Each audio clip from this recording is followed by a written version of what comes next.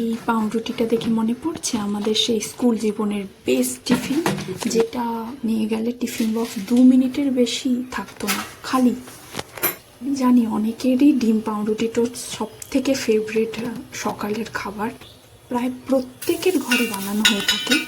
আমার বাড়িতে একটু আলাদা হয়, সেটা হচ্ছে আদা রসুনটা একটু সর্ষে তেলে ভেজে আর ডিমের মধ্যে দিয়ে ফেটিয়ে তারপরে বানায় ডিম পাউরুটি টোস্টটা।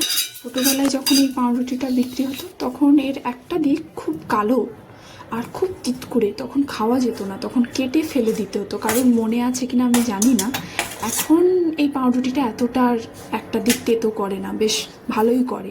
আগে তো কেটে ফেলে দিতে হতো, এখন তো আর ফেলতেও হয় না। এখন বাজারে এত পাউরুটির মানে ভ্যারাইটি এসে গেছে, যে স্লাইস পাউরুটি, মাল্টিগ্রেন পাউরুটি, অনেক কিছু। কিন্তু এই পাউরুটিটা একটা আলাদাই ব্যাপার, নস্টালজিক ব্যাপার। যখনই বলতাম যে স্কুলে মা আজকে না ভালো একটা টিফিন নিয়ে যাব, সেই দিনই ডিম পাউরুটি টোস্ট বানিয়ে দেওয়া হতো।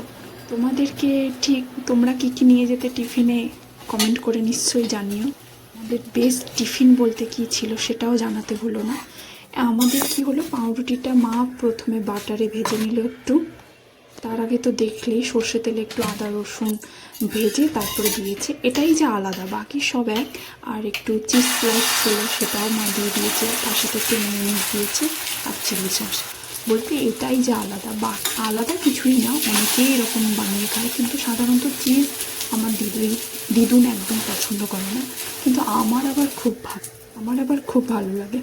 আর কেউ যদি এরকম বানিয়ে খেয়েছো নিশ্চয়ই বলো। আর আমি জানি সবাই এর থেকেও সুন্দরভাবে বানায়, কিন্তু একবার আদা রসুন একটু সর্ষে তেলে ভেজে তারপর ডিমের মধ্যে দিয়ে ফেটিয়ে করে দেখো, আর প্লিজ বলো কেমন লাগলো।